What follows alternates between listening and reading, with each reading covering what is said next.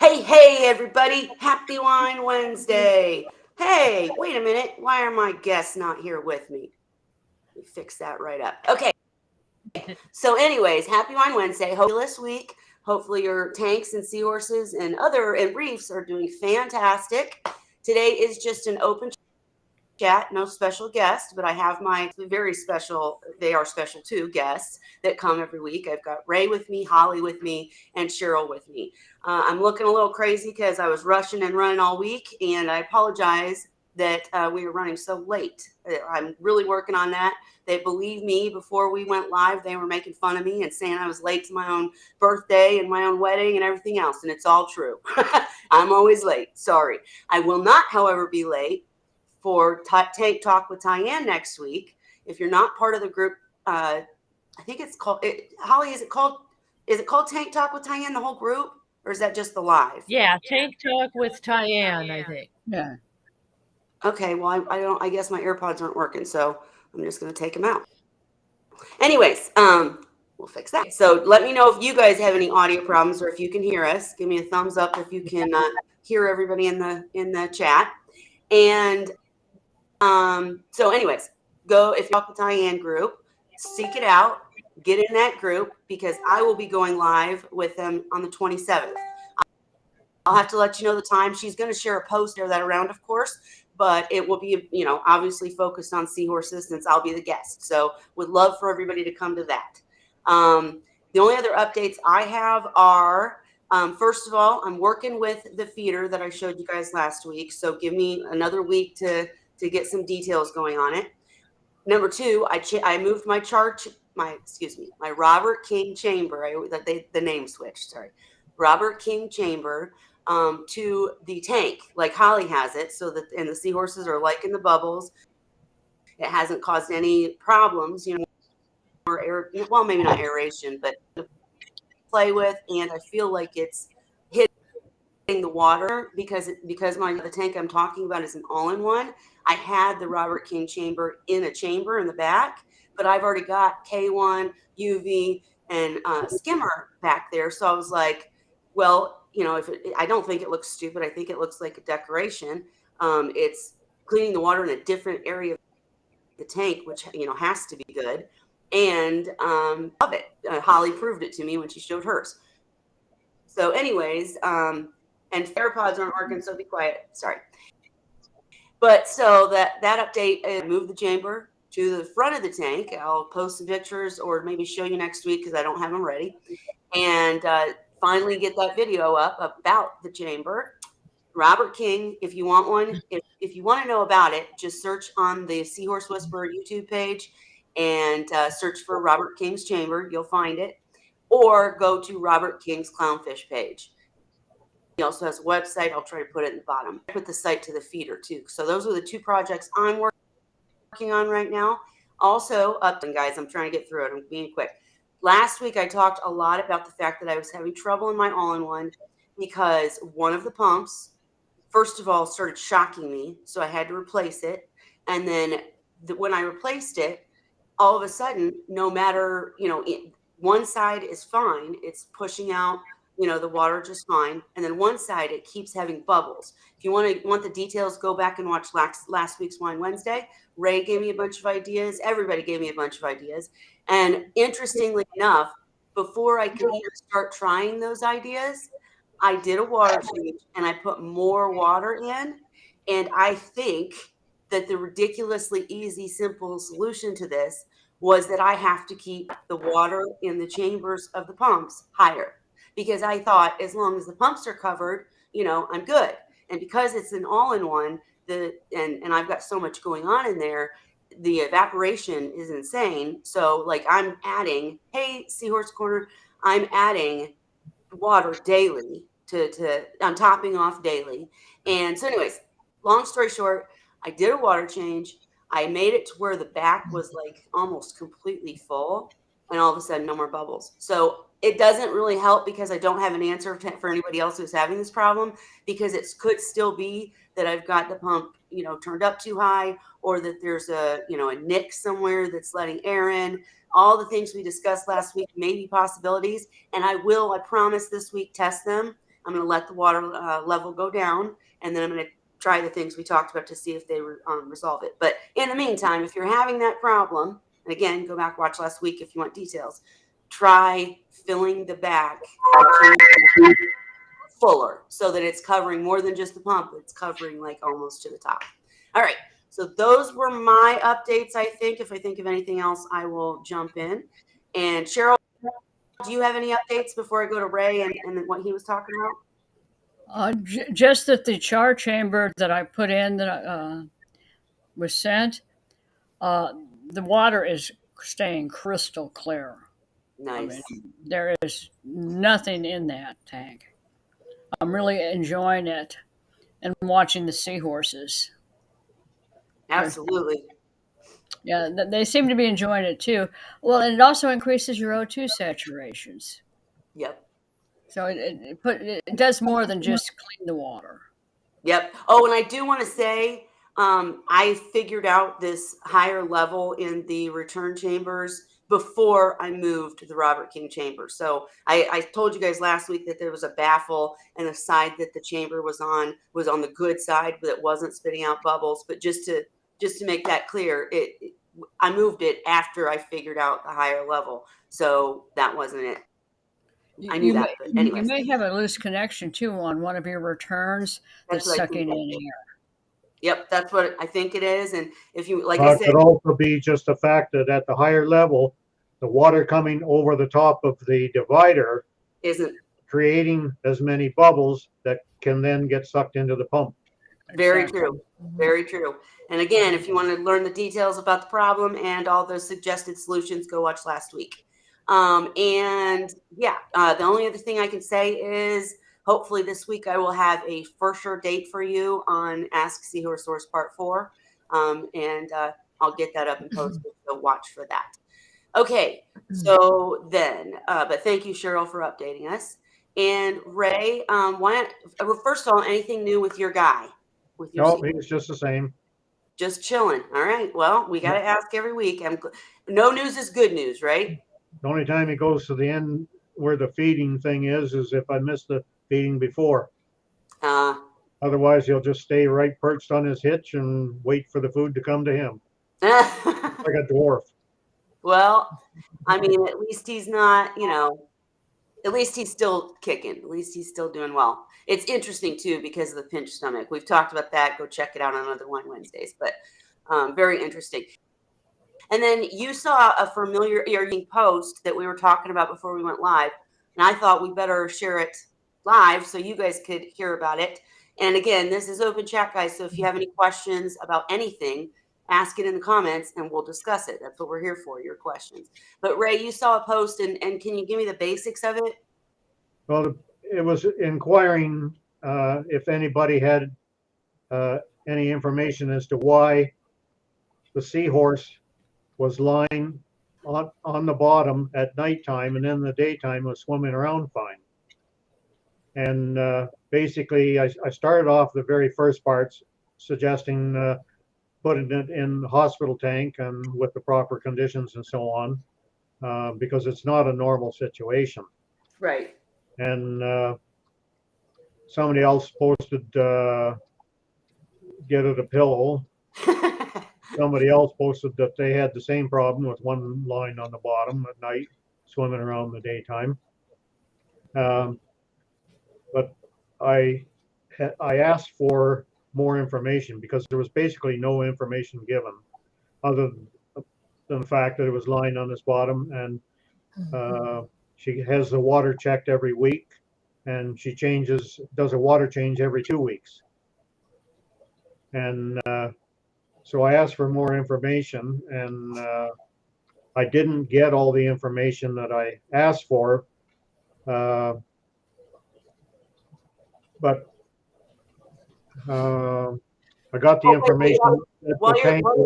Real quick, Ray, while you're looking at the notes, because I know you're going to tell us the information you got, I just wanted to say very quickly, guys, because this person ended up removing the post, and I know that when I first started, if I would ask a question, first of all, I'd feel like people were interrogating me if they asked me a bunch of questions. Please don't feel that way. We have to ask questions in order to get the, to to get down to the root problem. Otherwise, it's just a Band-Aid solution and it won't help. So don't be offended if people ask questions. Second of all, I would take down my post if people were mean, like saying, "What are you, stupid? What?" Blah, blah, blah. So even, like we're going to talk about what we think the solutions to the problem when Ray gives us the details are, but don't ever take anything as an insult, because I'm here to tell you, we've all made these mistakes, all of us. Just because we've been doing this a minute and we don't make them anymore doesn't mean we didn't. So there's no judgment. There's no stupid questions. So with that, I would just say, if you ever get somebody being mean in Seahorse Sources group, contact Cheryl or I. We will nip it in the bud quickly. But don't feel that somebody asking questions or giving you real true advice is, being mean. Okay, sorry, Ray. I rambled on enough. Go ahead. What was the info? The only reason I know what I know now is because of all the things I did wrong before. Exactly. Yeah. It's like I always Anyway, feel about this stuff when somebody's got a sick seahorse. I'm going to be asking you a lot of questions, not because I want to make you feel bad, but because the more information you give me, the better advice I could give you. And that's the whole point of asking questions. It's not to embarrass somebody.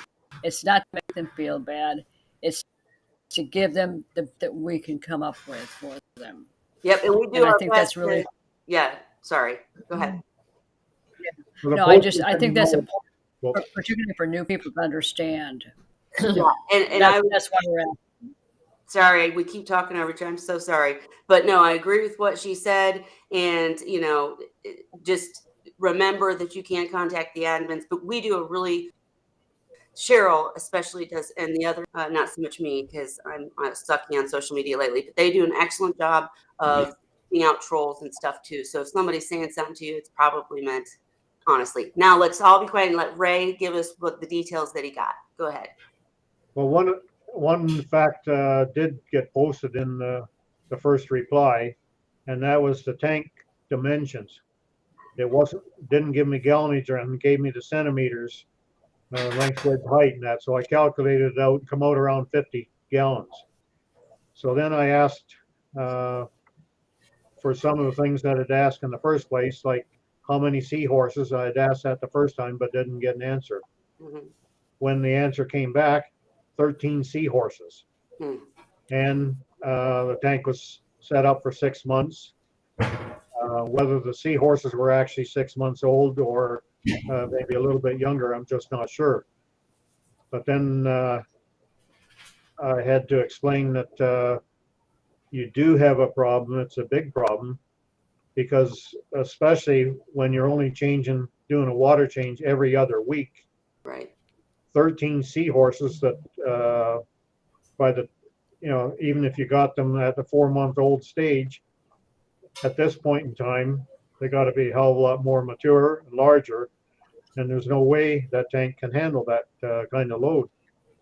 And I explained things about dissolved organics, and all the reasons why, the recommendation levels and so on, and said that for the number of seahorses that were in that tank, actually, I calculated out for a dozen seahorses, and 30 for the first two, and 25 for each other pair. And to come out, she was going to need, I forget now, 588 liters.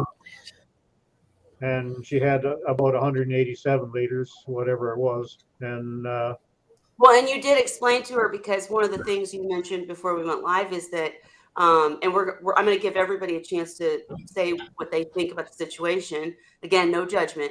But Ray, you did explain why, because a lot of people, this is why I wanted to talk about it live. A lot of people get confused, because if they test ammonia, nitrate, and nitrates, and they're all good, then where's the problem? So what did you think of?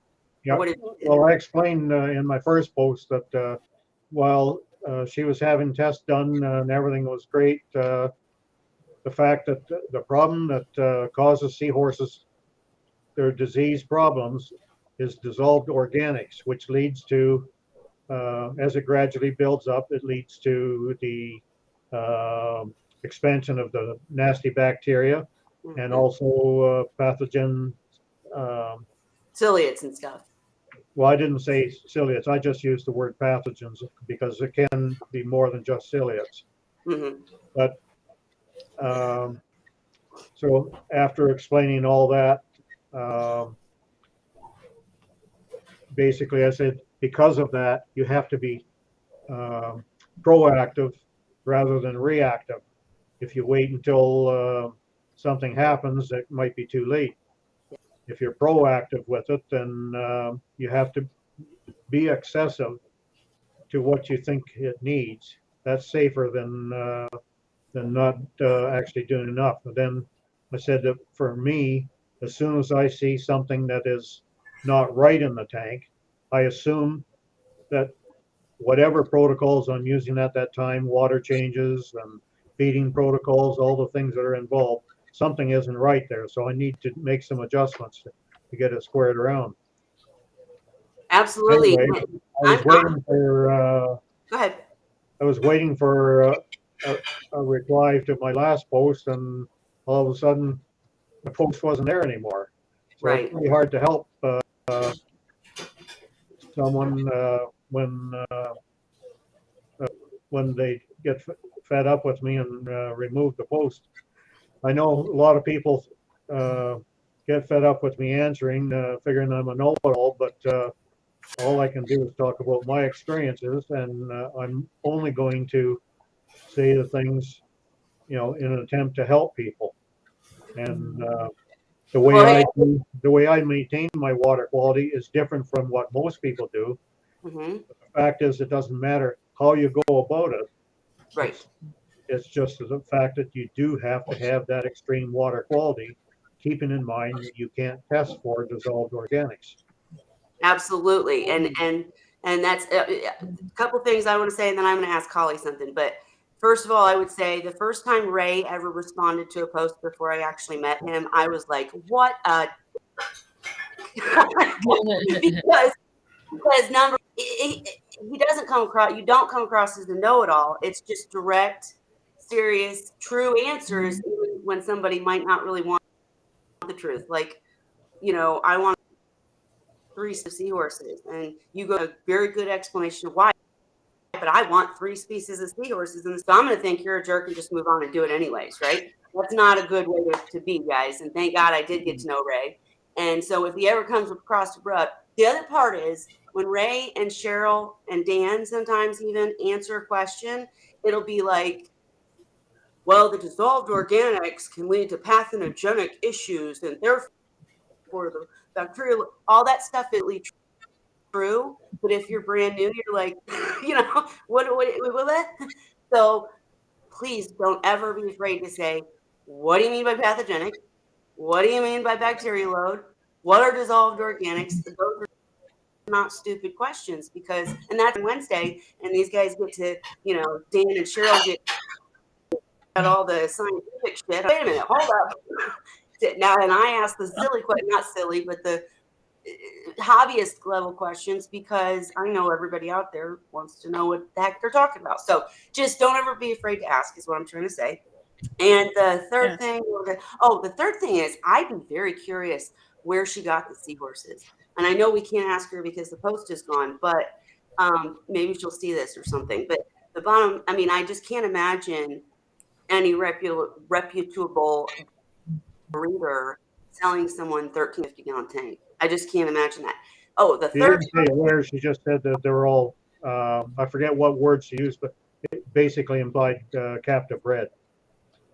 But it wasn't captive bred words she used. But there are breeders that will sell large lots just to get them out of there, and they're not really, in my opinion, truly caring for the seahorses properly.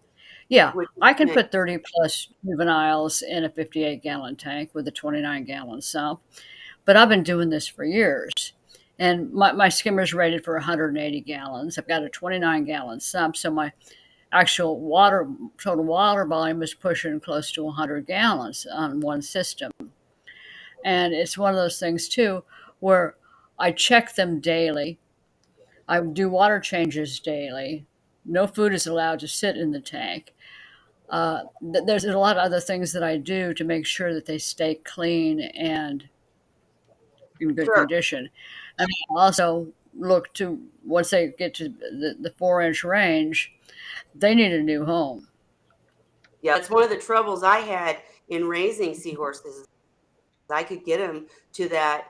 I'm a second, but that I'm going to get them to the, I'm going to get them weaned. I'm going to get them to that like 3-4 inch phase. And then if you don't get a bigger tank, it's just as they grow, they eat more, they poop more, they're using up more energy and letting off, whatever. I don't know. But I agree with everything Cheryl said. And that's actually what I was going to say is that you'll hear somebody like Felicia McCauley, who did the Mackinac Seahorse and Pipefish event, which was fabulous, or Dan, Ray, Cheryl, or even me, or even Holly, Heather. A lot of people will show pictures even.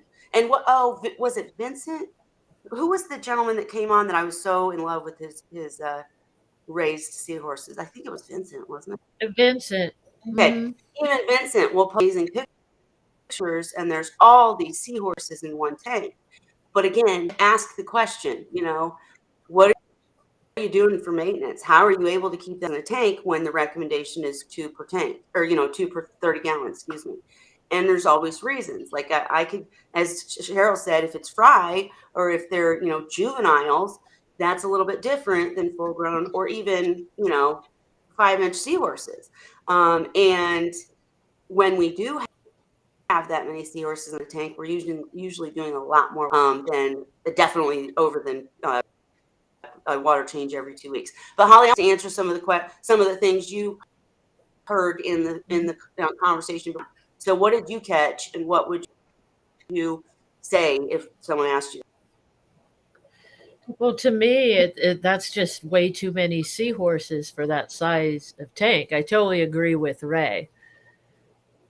And so, I would just say the same thing, really. Ray, hit the nail on the head. There's not, it's cut and dry, The thing about seahorses, I like to think of them when I first started studying them, they remind me of goldfish in that they're really dirty fish. They produce a lot of waste. And unlike goldfish, which nothing seems to kill them, they're not sensitive to a dirty tank. The seahorses are. Yep. They lack the ability to fight bad bacteria. So being that sensitive to it, you just have to keep their water extra clean. And like Ray said, the thing that's harmful to them, the high organics, is not something that we can test for. Right. Yeah. So the best we can do is prevent it. And Yeah, Andrea said Andrea must have on here and what? talk them into coming up with a test for DO. I know we need to. I will try because that's a fantastic idea. And Andrea must have seen the post because she said the term was aquaculture instead of captive bred. Now that there tells me that it's probably not one of the reputable breeders we know. Not saying that they're not fantastic seahorses from a good place, but usually they'll use the term captive bred. So really curious, interesting. And Seahorse Corner said she does have 13 in a tank, but it's 175 gallons with enough filtration for a 500-gallon system and 50 gallons a week water changes. Yeah. That was the other thing you might mention is the fact that I don't know anybody here who doesn't do weekly water changes. Does anybody not? Everybody do weekly? I'm depends on how many I have. Sometimes it's going to be daily. You're right. Well, just to play it safe. The other critical thing is, okay, so I'm running look at my 58 gallon with a 29 gallon sump. Okay, so I'm running close to 100 gallons total water volume, and I'm running skimmers that are rated for 180 gallons. Yep. So you want a skimmer that's at least 10 times, even more than that, 10 to 20 times your total water, rated for that 10 to 20 times your total water volume. And that can make a big difference. Absolutely. And Andrea said, super thankful for Ray and his tank cleaning advice in the first months of her tank. And I would say the thing, and everybody else is saying, we love Ray because he's to the point, no BS, absolutely. And I would just say something that he said, but we kind of swept over, is the fact that being proactive versus reactive is huge. So if said person had come on Wine Wednesday or gone to Seahorse group, like we see a lot of people do, and I'm going to get seahorses, tell me what I should do to set up properly, you're going to have a heck of a lot easier time than, once you've got 13 seahorses in a 50-gallon. No judgment. Stuff happens. So we're still here to help, but it's much better to be proactive. Well, I kid about it too. I can go out and buy a used tank and stand for a couple $100. Cheap. And I do that periodically.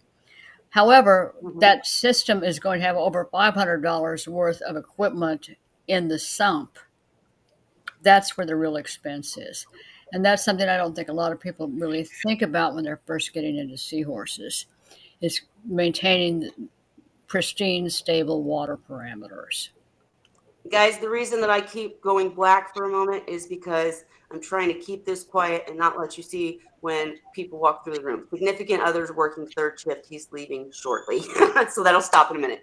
But the other thing I would say too is, what was I going to say? Oh, it was important. Dang it. Oh gosh. What did you, oh, anybody who's new and watching this though, I don't want you to get freaked out and think you have to spend $500 on an extravagant sump to keep seahorses. As I mentioned, I'm keeping 3 seahorses in a 40-gallon all-in-one, right? It's still the recommended thing. So you still can have a seahorse tank without all this crazy stuff, and I'm proving it. But you just might have to do a little bit more maintenance, and you can't add 13. But I just, don't be afraid. We always talk about these problems and solutions and et cetera, and I just hate to ever give off the opinion, because every single one of us will say seahorses aren't hard. You just have to do it right.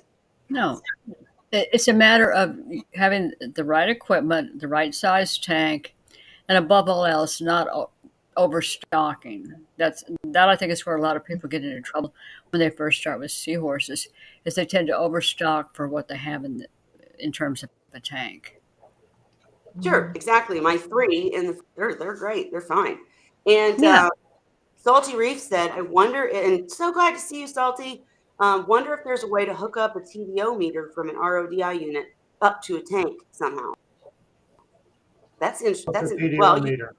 That's what we use to measure the total dissolved organics. So it really is a dissolved organic test. But I wonder if it would work, because mine's like a long. I'll try to find a picture of one. But basically, when you got all the salts dissolved in it. Well, that's true. You're right. There'll be too much other interference. You're not going to get a reading of the actual dissolved organics that are causing the problem. That makes sense. So let's think about what he's saying, though. How would they do a test? Here's what we're talking about. This is an expensive one. Mine's much cheaper. But basically, you're testing the water, Ray is absolutely right. Once you add salt, that's going to mess with it, because this is used when you have an RODI machine. You run the water through all the filters, get it at the end, and you need to change your filters if it's 3 or 4, because you want it to be 0. But you're right, Ray. It wouldn't work because of the salt. So what kind of test? That's dissolved oxygen, not organics. Oh yeah, you're right. You're right about that too. Okay. Oops. No, that's all right. We're fixing it. We're correct. Wrong thing. Still, I mean, we got to think of some ideas, because this is the problem, right? How could they make that test, Ray? Or could they? I don't know. If this was back in the Reef Central days when Randy Holmes Farley was there, then I'd talk to him again about it. He's the guy that worked with me to get my homemade salt formula worked out. Anybody that knew anything about Randy back then, he was probably the biggest help when it comes to water quality and how to check, or when you need to check, or how, anything about water chemistry. He was the guru. He was the go-to. You know what? I'm going to ask if from my visiting many years, I'm not trying to name drop and act like I have all these big time friends or anything. Don't think that, guys. I just know them. They're not my buds. Well, Felicia is definitely my buddy. She's one of my best friends. But Felicia and Todd, who both work for Biota, I'm going to hit them up and ask their thoughts on it. I'm also going to ask Andy Ryan, because he reminds me of the person that used to be the go-to guy. Andy Ryan is the one. He did so much work. He's a biologist. If you don't know him, you should, and I will try to hit him up and see what his thoughts on it are. In response There's got to be some kind of a lab test that can be done. It's just we don't have access to it. So maybe like at a university or somewhere they could test. Or it would be extremely expensive. You know, it's pricey. Yeah. There would be a way. Just you could hook up a TDO meter on your outlet on an RODI unit that you're running water into the tank. Yes, that could be done, but it still is not going to tell you what the actual TDO is of the tank. Right. All you're going to be doing is monitoring what you're putting in. And I check my water daily. No, wait a minute. I've got a question real quick, because I just was thinking outside the box here. And if you think about it, when you use the TDO, and obviously we just realized it's oxygen, not organic, so that matters. But in the theory of the thought, what if, because you want your RODI water to be between 0 and 3. So what if you tested the water with the TDO right after the water change, got the reading with the salt, and then tested it, before you saw the difference? Would that matter at all, or no? It's not going to work. Well, first of all, we need something that's going to measure the dissolved organics, and then you have to have a way to eliminate all the organics that are part of the salt mix. Yeah. Because I'm assuming there has to be some in there, but maybe not. I'm not a chemist, so I don't know. Mm-hmm. Well, what if you measured the TDO of the fresh salt, like when you first make the salt water, and then measure it from the tank and subtract it to see the difference? Would that work, you think? No, that's oxygen TDO. Right. So, right. If it was, if we could get somebody to make a stick for this, and who's it's Hannah that makes the phosphate and all those testers. I might write them too. Maybe we could get somebody in here and chat it up, just try to figure it out. I think I'll have to go to R2R and see if Randy is still on the forum there. I haven't seen anything from Randy in several years, so I don't know what's going on.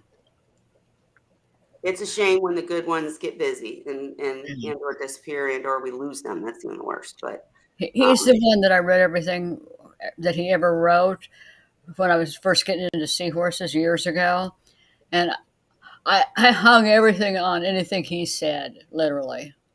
Well, it's reminding me of Bob Fenner. What did Bob? Bob did worldwide something. What was it? Oh, I can't remember now what it was called, but it was a fantastic site, and it's still there.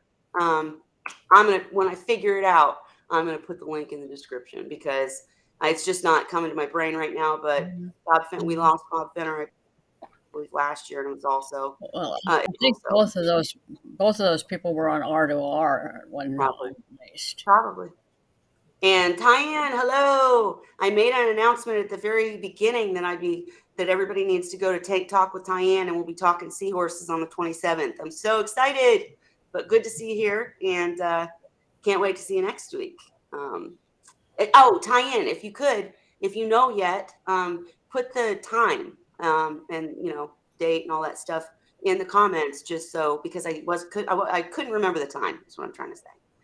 But anyways, back to the good to see you, and to figure it out. Put some of these geniuses to task and figure it out, because that would be a game changer for seahorse keepers to be able to test organics. Oh my gosh, it would eliminate so many. You'd still have to figure out how to fix the problem if you had one, but you could at least eliminate that as the problem if it wasn't, you know. Oh, okay. Okay. I will. All right. Holly, do you Randy want to? Holmes Farley posted on R2R today. Oh, there you go. I'm looking for Did my he? phone. Okay. Where is my phone? Oh, there it is. Okay, Holly, we're jumping around here, but do you want to tell us what we're going to talk about next, and give us a little teeny bit of a backstory? Remind us what we're talking about. Oh, yeah, with the friend that messaged me. So let me bring up the messages and see, because I haven't been paying attention to stuff much. So anyway, she had last week we were talking about the algae problem. What were those called? Not dinos.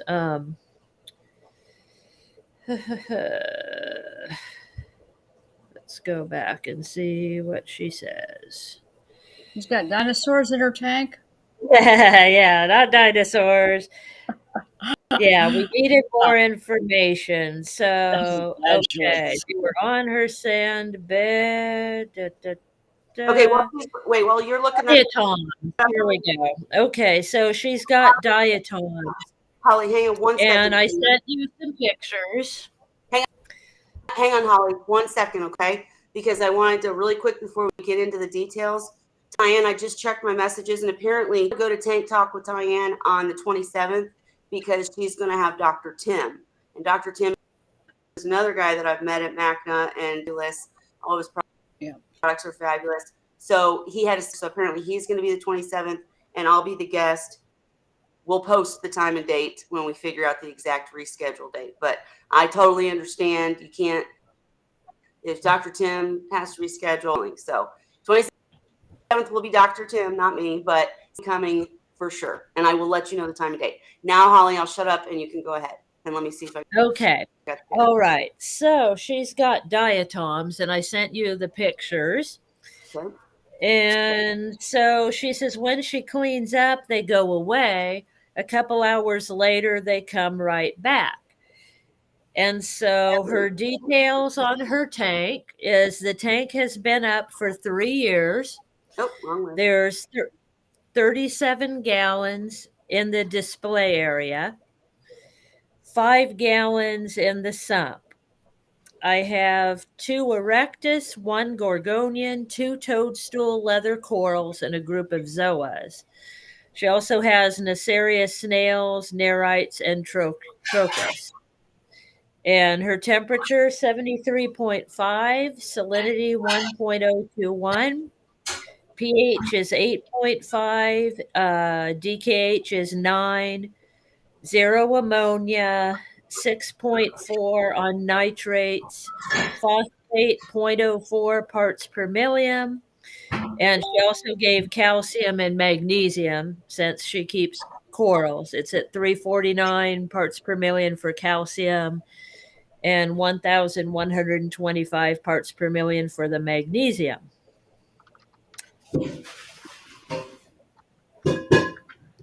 So, has she added anything new to the tank lately?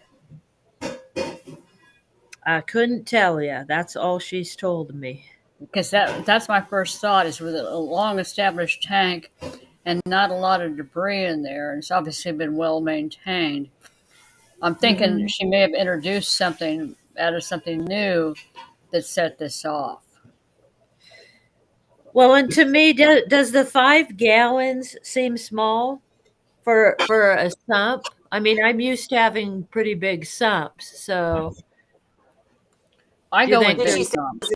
sorry, I was doing 2 things. Did she say what's in the sump? Like, is it just water and rock, or is it skimmer? Did she say it all?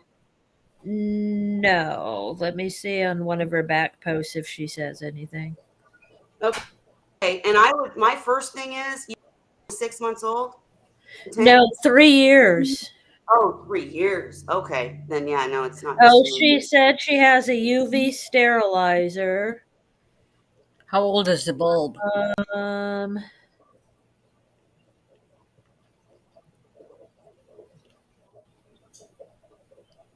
Okay, so the thing we'll ask her next is how old is the bulb? How old is what? The UV.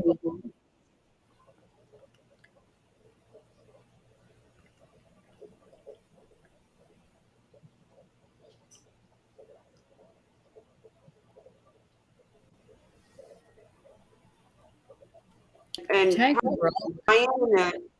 Cayenne section is saying that Chad Walton is amazing that with, these kind of problems in diatoms. So Cayenne, if we can get Chad in here either this week, next, let me know. I'll send him a link. He's more than welcome to join us. Because I'm not real good with diatoms either. They're a pain. They just go away. But 3 years? Well, okay. You guys are thinking. What are you thinking? Oh, Chad. Hey. Are you busy? I'm gonna ask Chad right now. Hang on, I'm gonna mute myself real quick to ask Chad.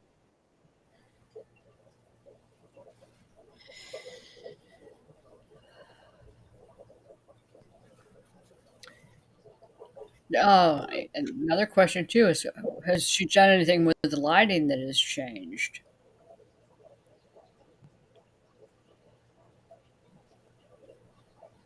Sorry for the dead air, guys. We're all kind of. Yeah, I'm kind of reading her past stuff.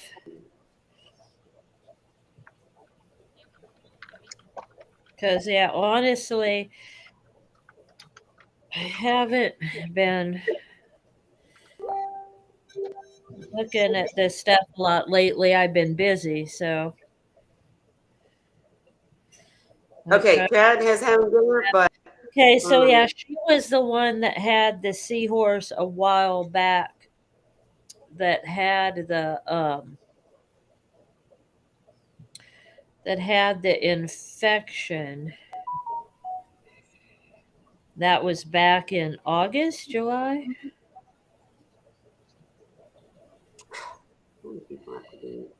Jerks. Well, it'd be nice to know what happened with that Seahorse and what exactly was going on with it. She does say she notices the diatoms when the light is on. No, that makes sense.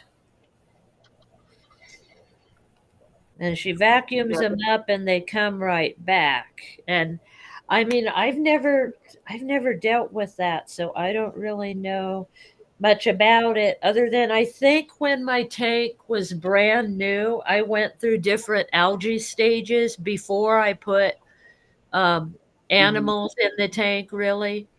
Like when I started my display tank, I had just live rock in it. And it went through a period of time where it got different algae, different kinds in different phases. And then it went away. And then I started adding animals to the tank, my little cleanup crew and so on. But other than that, I haven't had that before. So I really don't know too much about it at all. Ray, you got any thoughts on diatoms? I'm kind of really. I will pick Chad up and try to get some answers by next week. Go ahead, Ray. I have to admit, I wasn't following much. I'm sitting here doing searches for dissolved organic testing. Ray's stuck on the dissolved organics. Well, do you have 1 meter for $1,800 and some dollars? Nice. That would be considered out as far as a hobbyist goes. Andrea said she was totally clear of them until she swapped her sand, and then they were randomly back. Now, I switched out my sand. I added brand new sand. It was a while ago, but I'd never had that come up. Holly, did you rinse the sand? No, not at all. I added that Fiji pink sand from Carib Sea. That it's live sand. You add it right from the package. See, well, that's a good. And I remember I had asked about though because it had some green algae in it, in the bag. Yep. And I called the company, and that was basically, they said, caused by light, and it doesn't Mhm. hurt anything. And I didn't rinse it or anything. What I found was that the algae wasn't really even in the sand, it was on the bag, Uh, on the inside of the bag. So none of the algae got in the tank when I put it in. And I haven't had any problems with it at all. And that's been months ago.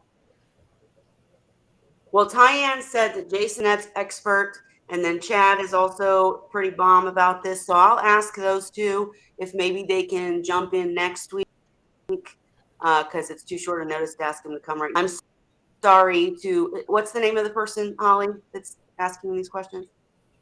Oh, her name is Laura Silverman. Okay. Oh, Oh, Laura. I know Laura. yeah. Yeah. Well, Laura, I apologize that we haven't been on it, but luckily diatoms aren't fatal, really hurting anything. We just don't like them. So I will try, excuse me, I will try to get Jason and Chad to jump in. And also Cruz, Arias.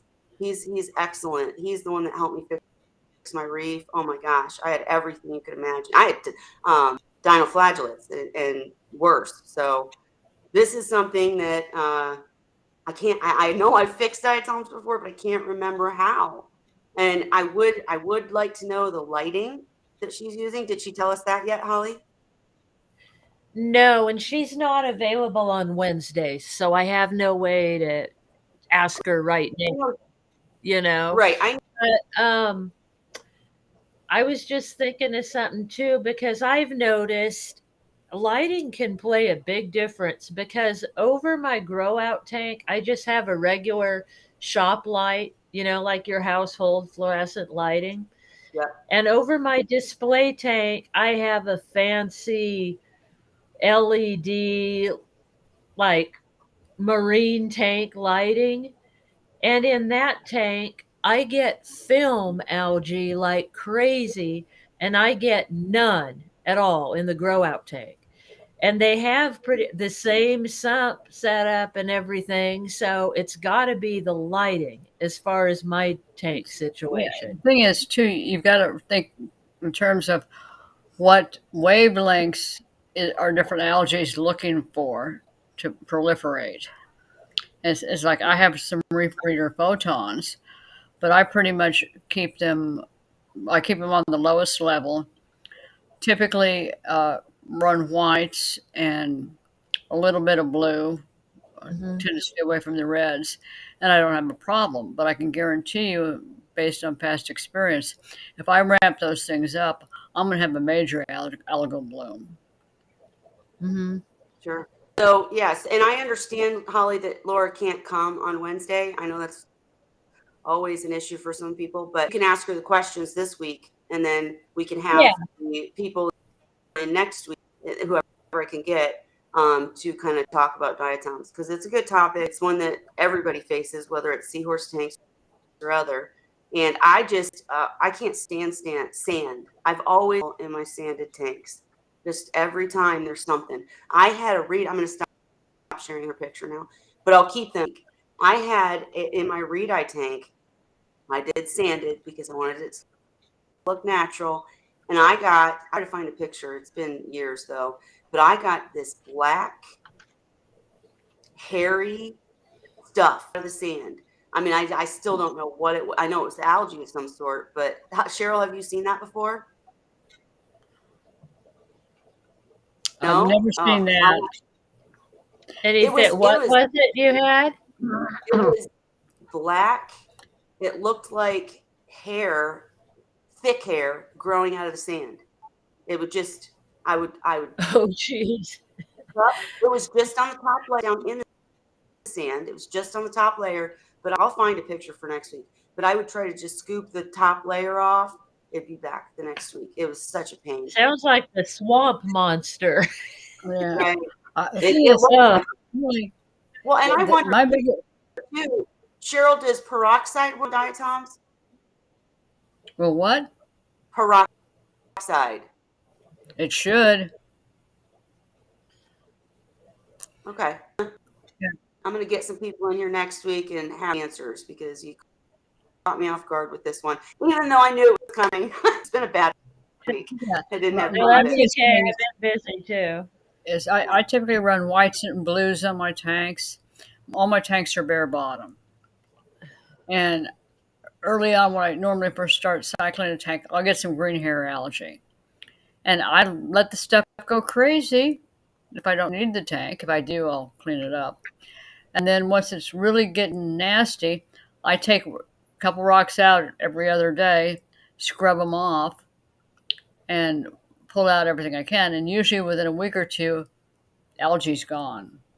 Well, in this So, case, I mean, yeah, but this is a 3-year-old tank. So the questions, Holly, just the questions you need to ask her so that we can discuss this in detail next week are what kind of lighting, what are the levels of lighting, like, if she has one where you can adjust the UV and the purple and all that. Oh, she's replying right now. Oh, so okay. We're about she's Yeah. paying attention to her messenger apparently. So we'll see. So we But want she to says, I asked her what kind of lighting and if she's added anything new. Okay, and then we want to know if she has a skimmer on the tank anywhere. And what else do we want to know, guys?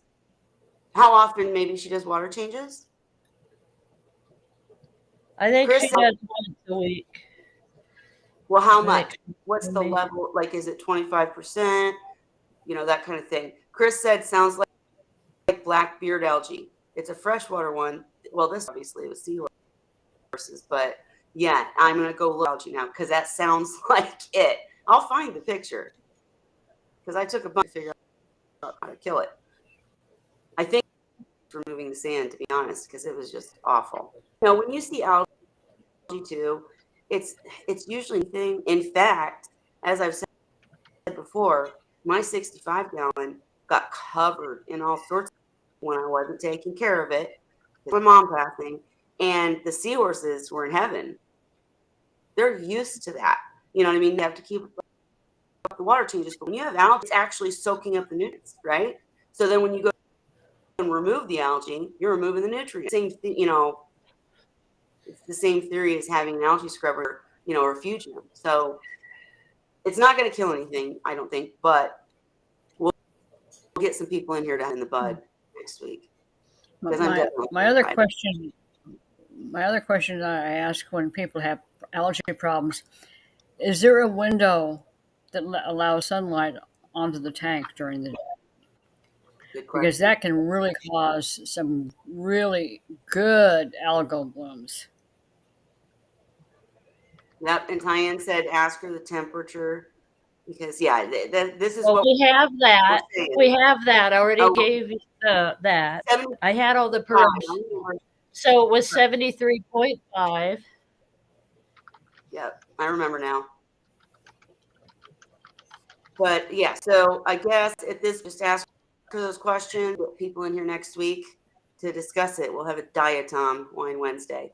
And Ray's still on his hunt for the oxygen. And he says, I wonder if testing for dissolved organic carbon would work. Huh. And he showed me, let me try to pull up what he gave me a link to. I found a post where it was on Freshwater Forum. I can't remember which one I pulled up there, but they were saying that testing for dissolved organic carbon was a means of testing for dissolved organics. Now, I don't know whether it's something that scales the same. If you measure the dissolved organic carbon, then it's including, or it's like if it goes up, the other organics also are going to go up at the same rate. Or I don't know, maybe all dissolved organics are carbon or have carbon in it. Well, you know what, Ray?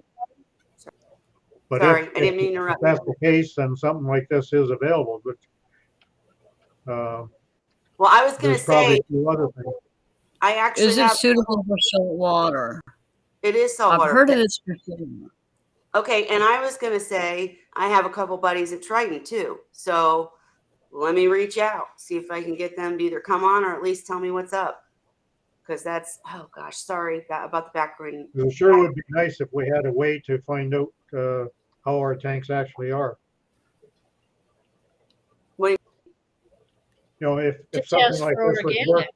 to advise us, and so we know that when our organics are getting higher, we know we got to do something about it, and we can do Yeah. something before we get a problem. Yep. Okay. Well, let me try to get a Triton dude in here. That's my next This goal. isn't the only test kit. There's all sorts of test kits and all sorts of test equipment that measure dissolved organic carbon. But this just happened to be on a site here in London. So I just pulled that up, but I could have pulled up all kinds of other sets. Okay, so Well, Laura replied back to me. Real quick, I want to say that Triton is huge over here in doing these kind of tests and it's a lab, they're the company, that's who I'm going to reach out to. So I'm glad you sent me that. Go ahead, Holly, start. Go ahead, Holly. Okay, so she says she has a Red Sea light. I have a bulk reef supply media reactor. I always had RO water, but 6 months ago added the DI. We changed all the filters a month ago. A CCAM protein skimmer for 125 gallons. I do 20% water change every week. After they eat, I clean up and probably take a gallon of water out, which I replace with new salt water. Well, see, yeah, now that I know that, I already would have known that it's not like an amateur mistake. She's really good. So yeah, I'm going to try to get, sorry about the background noise, guys. I'm going to try to get in here next week because this is the kind of thing that I face too, Laura, and I just have to ask somebody who knows more than me. And Ray, I will reach out to some people at Triton, maybe Andy Ryan, and see if we can't get somebody in here to at least discuss the options and talk about the chemistry. That'd be good. We had this discussion years ago on the org about Triton, and at that point they were saying if it's the same company I recall, and if I recall correctly, it was not effective in salt water; it was effective in fresh water. Now, it's obviously over the years they may very well have come up with a solution to also test salt water. Well, this says seawater. Isn't seawater salt water? Technically, yes. Well, technically, yes and no. But I'm just saying, I remember this company from years ago, and I don't.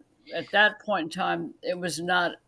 They had no efficacy for salt water, and I'm going back probably close to 15 years. Yeah, they So make pretty advancements. Sure. They make advancements. So that's why I'm saying the best bet instead of guessing at this is to get somebody in here. So I've got my assignments.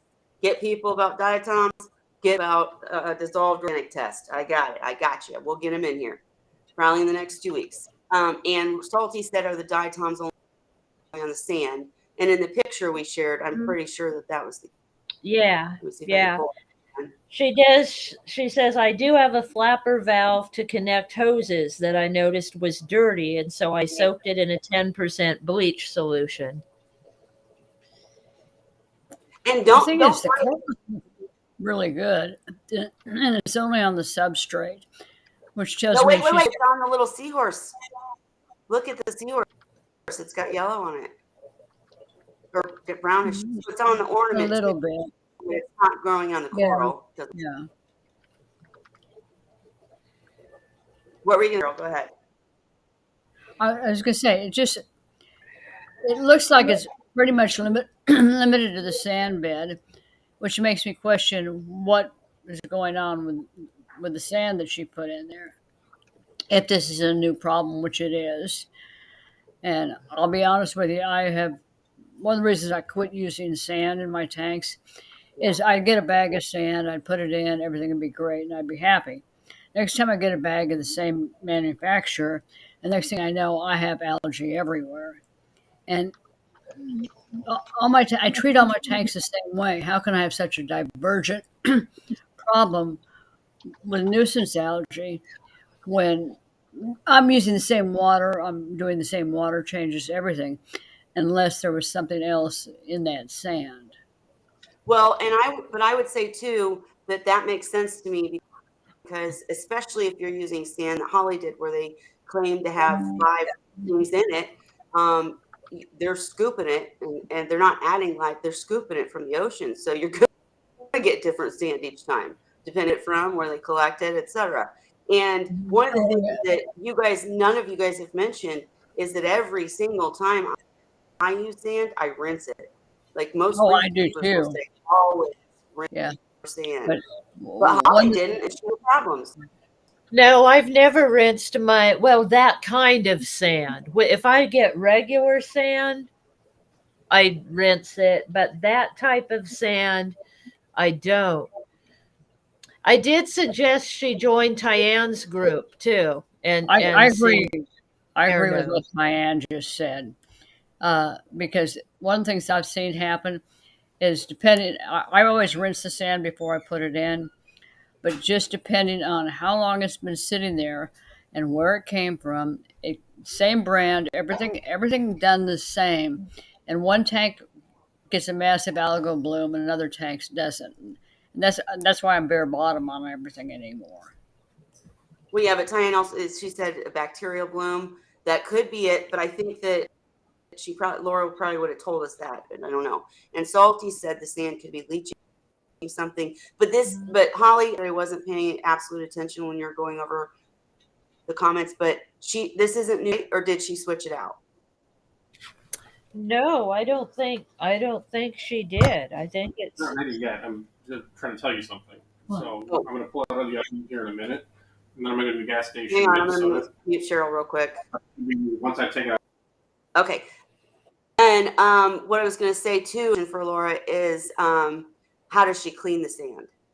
Because I'm just thinking back to my sanded tank days, because I don't have any with, but in my sanded tank days, one of the things that I figured out is that, and Heather, if you're still here, correct me if I'm saying this incorrectly, because it's been a long time since but I believe because a lot of people use those vacuums to clean sand where it like goes deep down, and that I think if you're that's trying what she does because that's what she said she was doing was vacuuming it. So that's what I assume she's doing that. yeah, but with diatoms, if you're sticking the vacuum in everywhere, and then it's Spreading it, literally you think? it's pushing it down in there. You know what I mean? Those vacuums. Let me turn myself back on here and stop sharing. Those I've used them, and when you stick the vacuum in the sand, right? Literally, the hose, you see the little sand particles start spinning, and it's supposedly sucking the diatoms and algae out. But I kind of feel like it's probably leaving some and mixing it up, then throwing it back down. So I think one of the things that I remember doing is only doing sections of the tank each week. I'm wrong though, guys. And let's see. Tyann said, in clownfish saltwater world, when the tank goes to cycle, the diatoms is ugly faces that cycles usually correct themselves. Right, that's what we were saying. The thing is, this is a 3-year-old tank. So your idea, Tyann, that it could have been a bacterial bloom, I mean, it's very. Don't they call that old tank syndrome? I think they do. Unfortunately, I don't have the answers right at the tip of my tongue. I'm not a scientist either, but we're going to try to get Jason Mack and Chad and some others in here to discuss diatoms, so we don't, we have answers instead of figure it out. Because just get as many questions answered from Laura that you can, and we will definitely come back to it next week. But I think the main thing is it's not hurting anything. It's just ugly. Yeah. And Well, I'm wondering if you just changed out your sand, would that, since it seems to be only on the sand, would that get rid of the problem? Just get all new sand and start over? maybe, but the thing is, these things happen for a reason. Maybe it's like a mini cycle, like Tan said. Maybe it's something to do with water quality. I don't really, I'm not sure. And let's see. Heather said, I swirl my siphon above the sand and swirl it and clean the sand bed like that. So you don't stick the vacuum down in. Interesting. And that would just take the top layer. But then aren't nutrients down? I don't know. I'm asking. Salty said, The has the leather. leather done a shed lately? Oh, that's a good point. If the leather was shedding or stressed out, I forgot they shed, and that can, make a build. Good point. Good point. So Holly, you got lots of questions to ask her. And Well, I'm we'll asking try to right now because I won't remember. Yeah, but I will remember to try to get these people in here, though. I will remember that. So, and let's see. I believe that would just restart the cycle if she completely removed this. Yeah, Tyann said if she removed the sand, it would just restart the cycle, and I think that's probably correct. Unless, like Holly, didn't you remove, like, do it in batches? Placed your sand. No. What I did was I got rid of all the sand and I went half sand and half bare bottom. So I only added one bag of sand and only to part of the tank. But that was months ago, and I haven't had any problem. The sand I had before that, I never had any problems with, and it was in there for a year. Right. So, and the only question is, though, you removed all the sand at once? Yes. One of the things I've heard is, oh, yeah. Huh. No, because remember I started out with coarse sand, not fine sand. Oh, that's years right. ago. So I got rid of all of it, replaced it with the Fiji pink. And then I had that for a year. And then I decided I wanted to go bare bottom. So what I did was I removed all of it. And then I added one bag to one section of the tank for the shrimps and the goby and the crabs to dig in if they want. And that's been months ago I did that, and I haven't had any issues with the sand.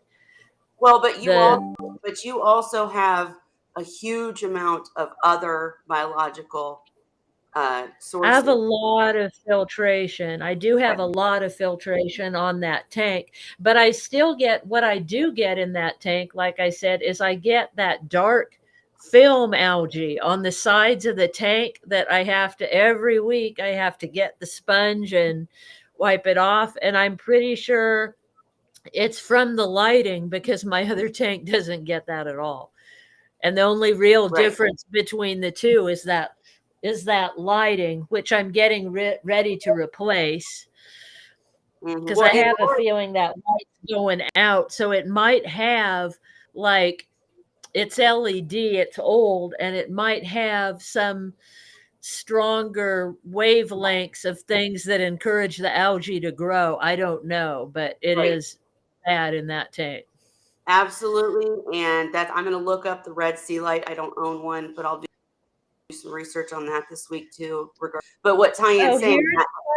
What Laura does say about the coral. Okay. She says, I don't think they're stressed because they open up so beautifully every day. The green neon polyps leather at night always shoots off whatever it's called, the filament stuff. Mm. Okay, well, we'll have to take that into consideration. Salty, you heard it. What's your thoughts on that? I just wanted to make the point for anybody watching. Obviously, we'll have better answers next week. But with Tyann talking about the removing all the sand, creating a new cycle, the thing is, like in Holly's case, she has a ton of filtration. And I'm not just talking about like skimmers and mechanical. Biofiltration, yeah. A ton of rocks, a ton of balls. I don't think you don't use K1, or do you? You are using K1 now. No, I don't use rocks. I use K1 and bio balls. There you go. Okay. Combination of the two. So let's go back and look again. But looking at that tank, it doesn't look like she has any rock, at least in the main display. She does not. So there's no rock there. Well, there's a little. I guess that's wrong. And if she doesn't have any in the sump, removing all the sand would definitely start a new cycle, in my opinion. Let's not do that just yet. Let's grab some pros in next week and kind of dive deep into the whys and hows, diatoms, and what to do. That's what I got for you guys next week. Sorry. Anyways, okay, so we're gonna come back to that next week. What else do we have to or do we want to discuss this week, guys? Anything else? Any questions from the comments that you want talked about? And don't miss Tank Talk with Tyann on the 27th, because it will be Dr. Tim. And then October is apparently going to be spooky month, where I'm going to you should get, if you're going to talk octopuses, you really need to. Oh my gosh, I hate when I forget names. Oh my gosh, who did we have on this channel, you guys, that did the pygmy seahorses? I'm actually friends with him, and I can't remember his damn name. It's the wine, okay? It's the wine. Blame the wine. You guys know who I'm talking about. Oh my gosh, this makes me so mad. It's on the tip of my tongue. I'll get with you later, Tyann, and let you know who's the octopus expert for sure. But she's gonna have octopuses, seahorses with Seahorse Whisperer, and all sorts of spooky critters and creatures in the month of October. Now that's driving me nuts. Now I'm about to look it up. But anything else, Holly? Anything else new on your end, just with you?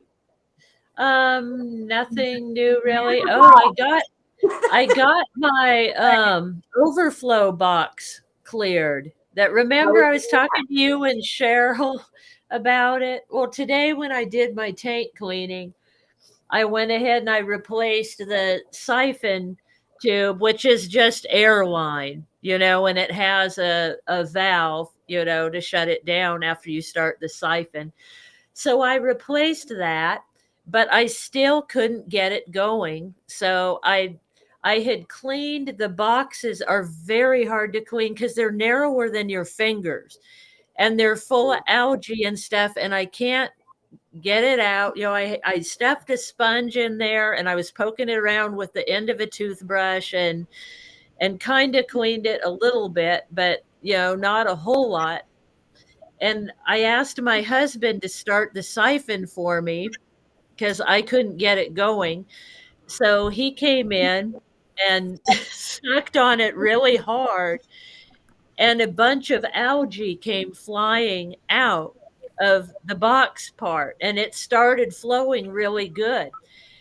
So it's not the plumbing. Like I remember Cheryl was saying she thought it might be the plumbing. It's not the plumbing, it's the box itself. Algae grows on the walls inside of it, and I have no way to clean it because nothing fits in there. Right. Yeah, it's almost like I'd have to disconnect it and throw it in the bleach bucket or something, but which would be a real pain.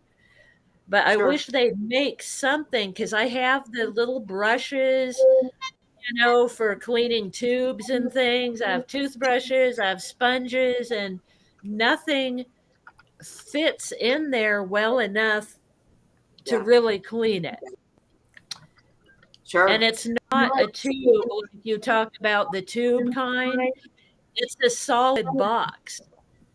And so it's all acrylic box, and it's so narrow my fingers can't even fit in it. Like if I had a 5-year-old, maybe they could clean it for me, but right. Well, I don't know if I asked you this the first time we talked about. Andrea had a question for you too, but is one of the things that I the tube kind, but I don't think it would matter, is that to keep algae out of the overflow box is to cover it, because the light. Yeah, the light. Yeah, good thinking. I mean, you want to you don't want to make it there's not oxygen getting or whatever. But Yeah, but something over it to block the light. Good idea. Yeah, you're and right. if you do that, even if you do that right now, the algae would die Will it without kill light. the algae that's in there? If it doesn't get Yeah. light, will the algae in there be killed? That's what I thought. Ah, It might take a little bit good. longer because it's still getting nutrients from the water, but yeah, Yeah. the algae has to have light. It will not live. So try covering with a black cloth. Maybe I'll come up with the answer for once. And Andrea, I'm sorry. Yeah, Andrea wants to know how your baby's doing. Oh, not well. No, I'm expecting to lose him. He's going to have been on 10 days of meds on Friday. He's on antibiotics and Diamox both. And he's really not improving. So I don't want to euthanize him. I really don't. So I'll probably just let him pass peacefully and just try to keep him comfortable. But yeah, he's not responding to his meds. And not said. No, and I haven't been trying to feed him since the first few days because he's floating still. And I've tried to feed him a couple times, but if he's not going to try to eat, I don't want to pollute his water. If he started to rebound and act like he was doing better, I'd try again. But yeah, I'm just trying to keep him comfortable. Yeah, internal is the one thing. I don't think anybody's come up with a true solution, or not solution. Treatment, internal GBD. Oh, Yeah. Lord. It's just the worst. Yeah. And you had to deal with it twice. I feel terrible for you. Andrea also asked, and answers are still crossed for the sicko, but I hear you. I don't have much hope for him unless he's like your seahorse that had a miracle. Right. Which I can't tell you. And I could never, I wish I could say, oh, this is what worked. But literally after all the treatments, I just put him in clean water. And it was like crazy miracle. I don't understand. Yeah. It's better. I'm probably going to switch to that. And honestly, I mean, I've got like an endless supply of Diamox. I'm lucky for that. So I've kept him on that, even though it's past the time, just in case it kicks in finally. And I don't really worry about overdosing him because I figure I'm going to lose him. Yeah. Most probably. So it's, I just keep giving him the medicine and hoping for the best and try to make him comfortable. Like he'll end up floating. Like in the morning, I find him floating and I give him new meds and change out his water. And then I'll like hitch him back up and he'll stay hitched for a while. He'll like reach out with his tail. When I take him to a plant, he'll hitch up. Yeah. And then later in the day, he's floating again. And for bedtime at night, I put him back on his plant and he stays there for hours. But I think what happens is when he falls asleep, he lets go and floats and doesn't seem to be really bothering him. He's not struggling or anything. Well, if he was eating, I'd have a lot more hope because Dan's talked about he didn't like it. I think the seahorse he was talking about just had pouch emphysema, but he was like, I didn't even treat that. He didn't treat that seahorse until because he was eating. If he would eat at the top, he'd just feed him at the top, and it'd be but with internal, they're all different. When I was treating Thing 2, he never stopped eating. Right. As bad as he got, he ate until the very end. Yeah. When he was floating and still managed to eat, he'd be doing somersaults upside down. But this guy, he's not even interested in the food. So there's not a point. Well, all I would say is because there is some, I can't give you studies like Cheryl would, but there is some crazy logic, like we don't understand it. but there is some thought. So if you've given a medicine until you think the medicine is just not working, period, then seriously try fresh salt water. Because like in my case, I think that the medications, because the medications stress them out, they do. And so I think the medication wasn't getting better because the medication, my Seahorse, I mean, because all this medicine constantly. And then when I said, okay, I'm sorry, bud, let me fresh tank and, I'll feed you and do what I can. And then he got better because the system was able to kick in. Yeah. I have to say, this is the first time I have seen the Diamox not work. Yeah, too. That's crazy. He must have a deep-rooted internal infection. And I mean... Yeah, and he's not showing it much other than he's swollen. His body is swollen, but he's not showing the normal external signs like the patches, like my other ones, like the whitish patches. And so I think it's just all internal, and maybe he's had it for a long time, progressive, and finally, got to the point where he was swollen and floating. But the problem with Diamox is it does not treat the cause. All it treats is the symptom. And therefore, it's not going to cure Seahorse unless you can, and quite frankly, none of us really know what else we can do to bring them through. And it's she's using antibiotics. Yeah, usually, I mean, the Diamox is just to stop the floating. But usually it works. Yes. I've never had it not work. This is the first time. Yeah. And he's been on it 7 days. That's a long time for Diamox to work. I treated one female for gas bubble disease. And I had the Diamox. I treated her.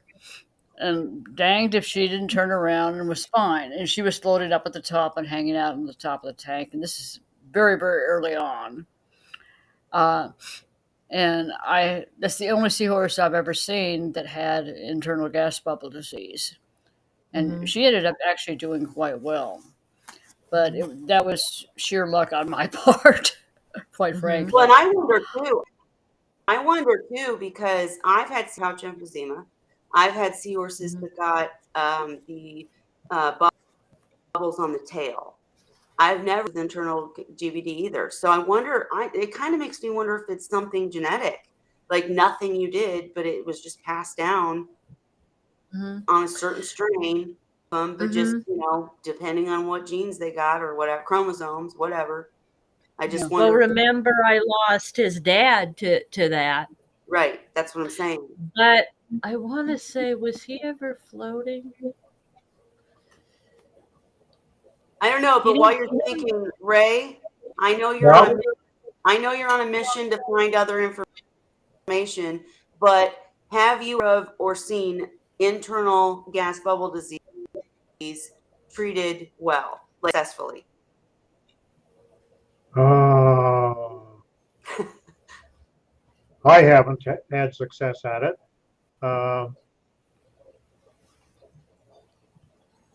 No, I can't recall it now, but that's a lot of years on the org that I suspect somebody probably had some luck. But I think in my case, back when it happened to me, it's more than a decade ago.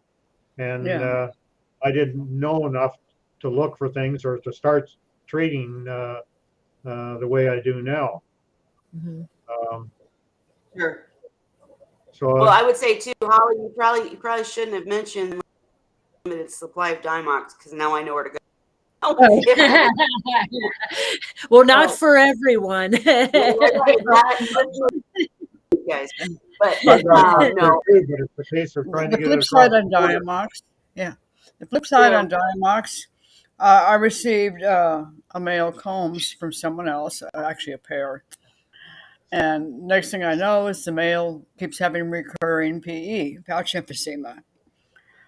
And it turns out the male that produced these fry also had reoccurring problems with PE. And the breeder actually ultimately ended up euthanizing all the males out of that brood stock and separated the pair, because basically every one of them was coming down with pouch emphysema. And so there's something more to this than just a simple buildup of carbonic anhydrase. Right. There's something going on within the seahorses that is not correct. Well, so I mean, if it is genetic, it's just genetic. I mean, that's a darn shame. But I would say anyone out there, whoever watches this, that successfully treated internal GVT, please contact me to share your story, because I haven't heard of a successful attempt like ever. So, and yeah, it's just interesting that father and son had problems, and most of the rest of us haven't ever seen it. So it sounds like something that was just passed down and not your fault at all. And not to jump topics, but we're getting towards that 10 o'clock mark where we got to cut it off. But back to your overflow, said, can you detach it and run it in a bucket of high concentration of peroxide? She does that with the Riccioli. That would be a major No, thing. I mean they're hang on back overflow boxes, so they're plumbed. I mean it would be like dissecting a whole tank and starting over. No, I can't. I have to clean them in place. Actually, for all of you, sorry, Kelly, go ahead. Were you done? I was just saying Scott would hate me. Oh, yeah. Absolutely. It was hard enough hooking him up. Yep. I was going to say, Sean, kill me when and my question is, Sean was ready to kill me when once a year, I do dissect, because in my 65-gallon, I do have an overflow box. It's not plumbed. The 40-gallon obviously is not anything, but in the 65-gallon, one of the older overflow boxes, and the problem that I was facing, and I think you could even face this in a plum tank, I was using to connect the overflow box to the sump and the algae scrubber in that sump. I had to use it looks like the vacuum cleaner hose, and plastic PVC, like not the hard white PVC, but see-through plastic, to connect it. That gets algae in it, and it gets all clogged. Or anybody who uses canisters, like Heather, do you ever clean the hoses of your canister? You mean this? Yes. Well, my that's what we have to. Well, my question I buy it in 50-foot rolls. I was just going to say, Dan is the one who gave me and showed me where to buy the little cleaner for it. Yeah. But it's still a big old pain in order to pull them apart and the hoses and deconnect and turn everything off and blah, blah, blah. So I just wondered how often you guys do that. How often do you clean your hoses? You really should clean them fairly frequently, or you're going to get a salt creep buildup in them, and it's going to impede your flow, quite frankly. And I always tried to tell myself, well, the algae in there is organics, just because I didn't want to clean them. Holly, how often for you? I haven't yet. I'm probably getting to a point where one of these days I'll have to. Usually what happens, though, is we replace them. Like if I redo, like when we added a new sump to the display tank, and it got new hoses because it was longer. The sump had to be farther away in the house because it wouldn't fit where the other one was. So we did all new hoses. And the grow out tank, remember, this is only little over a year old. So I'm not really at a point yet where I need to, clean them or replace them really bad. But the hose itself does not cost a lot. No. And cleaning them, unless I'm going to stick them in buckets of bleach or whatever, which you still probably have to scrub them out. I think my solution would just be replace the hoses. I'm not going to sit there and clean them. The thing is, too, you can buy that I in do bulk. that with my siphons that I use to clean the food up after they eat. I don't clean those tubes. I just get another piece. So, and Seahorse Corner, I think you said I hook up to a pump and run peroxide through the hoses. So when you do that, does it clear it all? And I think you're talking about canisters. So do you just remove the internal parts and, you know, run peroxide through it in the tub or something? What I did, and Sean was ready to kill me. And I'm not talking about a canister. I'm talking about the actual hoses connecting. Yeah. I had to turn To the everything sump off. and all that. Yeah. So I didn't have a way to like run any. I guess I could have figured out how to hook up a pump, but I didn't think of that. So I literally used that little brush and just kept running water through it and brushing it. It was Sean was ready to kill me. I destroyed the bathroom. It was terrible. So this is why I use the clear hoses, so I can see how scummy they're getting. Yeah, it's true. And you said you clean them as needed, but like, what's an average, Cheryl? They'll usually go about 2 to 3 years. Okay, all right. Because I was going to say I've pulled them and cleaned them twice in about 10 years. So that's for me. Andrea said, it depends on how much flow you're running, because what happens is if you've got a low flow going through them, they're going to get salt creep collected on the inside, and it's going to impede the flow. But if you're running higher flow, it's not as big of a problem, quite frankly. Andrea said, yes, that's what I do with my hoses in a bucket, run overnight, shake it once for good measure. How often do you guys clean your pumps, though? That's another question. I have multiple pumps, and what I do is I take them out about once every 6 months, sometimes sooner. It just depends on the bio load in the system, and I run them through a vinegar bath. Right. And then I thoroughly rinse them, and I don't plug them back in because I've already plugged another pump in, and they go and sit over on the shelf until I need one again. So why vinegar instead of peroxide? What kills what and why? Peroxide is not have the same acidic properties. Now, I don't buy regular vinegar. There's a high percent vinegar that you can buy.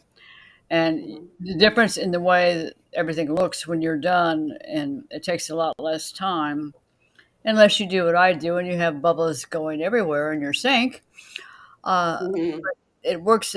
It is better. It's more acidic, and it's more effective in terms of reducing the deposits in the basically your flavor. Right, the deposit. Vinegar doesn't do anything. Algae does. And this is just my own observations. Other people may disagree with me, but I've just found that I'm just asking. I don't know. Yeah, I'm just saying the high percentage vinegar does a better job of stripping the salt creep off. Sure, I get that, and I thank you because you answered exactly the way I wanted you to, because that's the point. When you're doing pumps, you're wanting to clean off the salt creep that can clog everything up. But vinegar doesn't do anything to algae, does it? Like, that's why people are using peroxide in the hoses, is because it doesn't do anything for algae, right? Right. The thing is, obviously you don't want vinegar going into your tank, which means that there's an extra step in there. With hydrogen peroxide, yeah, you can put it back in the tank. When you're using vinegar, you need to thoroughly rinse them. And when I rinse them, I not only thoroughly rinse them and run water through them for at least fresh water through them for at least a couple of hours. Then, after I'm satisfied that they're completely clean, then I set them out in the sun to dry.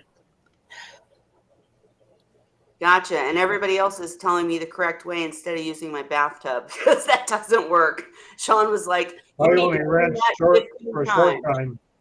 What, Ray? I only rinse for a short time. And the vinegar I use is pickling vinegar, which is 7% instead of the standard 5%. That's what I use. And you use that to clean pumps, Ray? I use it to clean a lot of stuff. But then again, if I've got in the reefing days, when I used to have a lot of buildup of calcium in that, I used to use the hydrochloric acid because it got rid of it a hell of a lot faster. Yes. But it's a lot safer using the vinegar. But just using regular vinegar, you can get a step ahead by going to the pickling vinegar.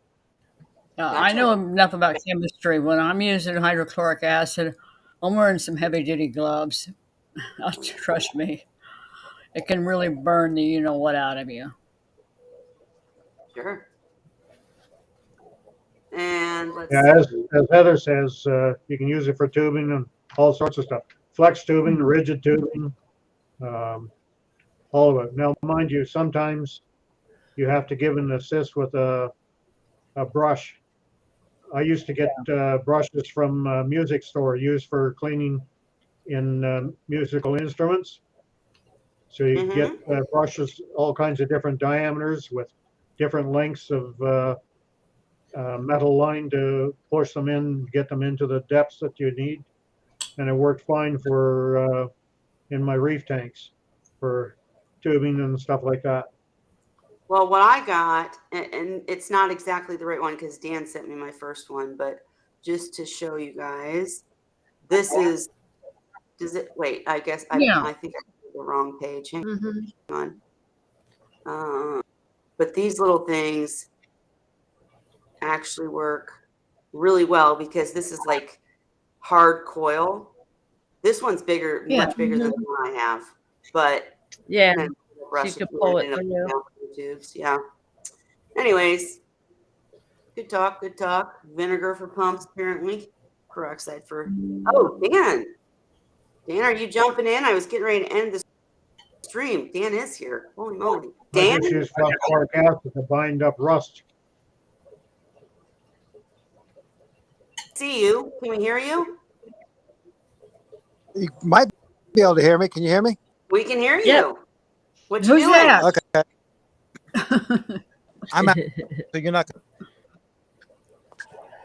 Uh-oh, you broke up. You're at what? I'm out. See me. I couldn't hear it. Sorry. Up. It's just breaking up really bad. I appreciate you jumping in, but apparently the location or something. And we talked tonight about diatoms, about cleaning tubes, about everything, a lot of stuff. So if you can jump in with your thoughts on anything. Okay. Okay. Heard that. I heard that. Have you ever had helped someone dealing with the diatom issue, Dan? That's not my strong point. That's what we all said. That's the general consensus around here. I'm going to try to get some pros in here next week to talk diatoms. But you did say in the comments that phosphoric acid rinses clear, but is vinegar a good comparison? Well, phosphoric acid is much stronger, but it's a lot easier to use than muriatic or the other types. Clean it, it rinses clear, where muriatic kind of sticks. Too expensive when you compared it to pickling vinegar. Yeah, but it depends upon how quick you want to do something. When I had to clean something that was really bad, really acid. So it depends on how bad the problem is and how fast you need it done. Makes sense. Makes sense. Right. Usually I use peroxide and phosphoric acid. Those were my go-tos. So you use peroxide to clean pumps? Yeah, well, no. Yes. I heard the no, but I'm guessing. Sorry, go ahead. Yeah, for the tanks, I use peroxide. For the pumps, I clean them up. Gotcha. Do you Now, know if peroxide I would will work on? Oh, sorry, Dan. Go ahead. no. Go ahead. I was just going to ask, do you know if peroxide works on diatoms? I do not know. No. Okay. Well, we're going to come back to it next week. I just thought, and I will hit you up after this since I know you're awake. not very long afterwards, but just ask you to try to nail down Seahorse. People keep asking about it. I got a few more questions, so cheers to Good. that. Anything else you came to share, or did you just jump in for fun? No, I just jumped in for a minute. The phosphorus did. If I'm doing something like a pump and let it on a soak, then I'll dilute it. But most of the time, it was pure straight strength, and it was in a hurry to get something ready to go right away. Makes sense. And easy to buy phosphoric acid? Like, I've never used it. Yeah, you can get it at Home Depot. Really? Huh. But I think Ray was saying earlier, or someone was saying earlier, you got to wear gloves. You got to be real careful because it can harm us. Well, phosphoric acid is strong. Phosphoric acid is stronger, but phosphoric acid is easier to use because the fumes aren't quite as bad, and it rinses clear right away. Gotcha. Okay. Well, I hate when Dan jumps in about to end it, but any other? Oh, Dan, one more thing we could ask you about. We kind of covered it, but just your thoughts because you are the expert. We were talking about earlier a person that had a problem where a seahorse was laying down on the bottom of the tank at night, but then getting up and throughout the day. And we went through all the, how big's the tank, why that might be a problem, how many seahorses, all that. But just as an initial reaction, have you ever seen that where a seahorse lays down at night and gets up during the day? Yes, I have. Long term, there's something going on with the seahorse, but it's very, very difficult to identify what's long term. The seahorses usually ended up with some type of an ailment. So it's like an indication that a problem is to come. The problem's already there at that point. Well, Yeah. we figured out Correct. They had sorry, go ahead, Dan.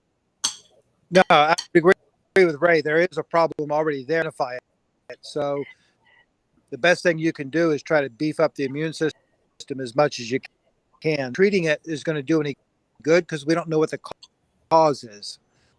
But trying to do that type of stuff is all you can really do at that point. And by beefing up, I got two more questions for you, Dan, before I lose you. But the first question is, what do you mean by beefing up the immune system? How can you do that? More feeding. You use beta glucan. Make sure that you're feeding it food, and making sure your water quality and all the other stuff.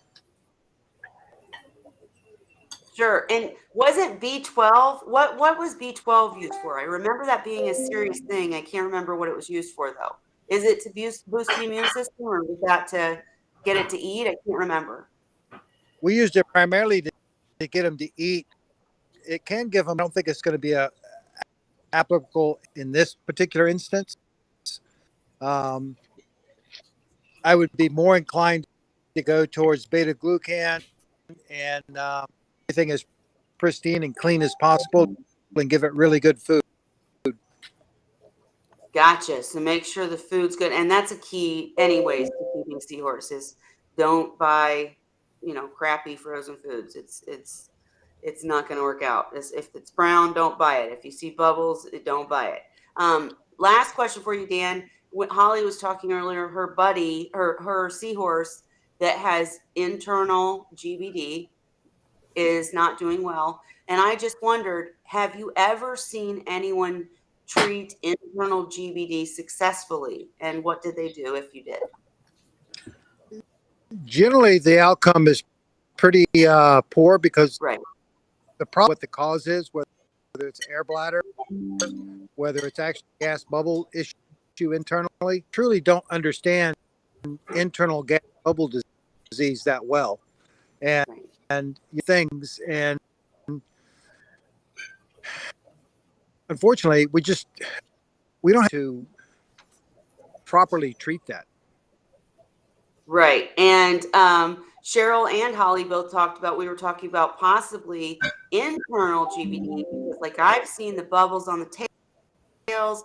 I've seen pouch emphysema. Personally experienced internal GBD. It literally has experienced father and son having the problem, and an experience where she got seahorses and the males had problems, and then after contacting the breeder, she found out that the breeding pair male had problems. And so we're wondering, do you think there's any being genetic or something in the line? No, but I I think it's probably something that's passed down environmentally, or my suspicion is some type of low level suspicion. A low level what? Bacterial infection. Ah, okay. All right. Maybe just weaker immune system, and that could be genetic, right? Weaker immune system. Yeah, but so, it could also be an acid that's just not very fast progressing, and is just in the medical field they call it a low level chronic bacterial infection. Very difficult to treat. It takes long-term treatment to fix something like that. That's generally not feasible with most marine animals. Gotcha. Well, Dan, I know you're a busy man, but over the next couple weeks, we're going to try to get some pros in here to talk diatoms. And then Ray brought up a great conversation where we were talking about finding a test for dissolved organics. So I'm going to try to get a Triton person in here and maybe some others that can discuss with us chemistry and why it can't be done or what would take to get it done, because you still haven't seen a test for that, right? I have not, but there is can do DNA testing on the tank to find out what is in the tank. Dan, is dissolved organics, dissolved organic carbon include all dissolved organics? Like, are they all a carbon compound, or is there dissolved organics that have no carbon at all? I would think all organics would have some type of carbon, but I don't know if it was to know which type. I would think the most practice that they're working on where they test to see what organisms are in the tank. So theoretically, you could actually take a water sample, tell you what bacteria.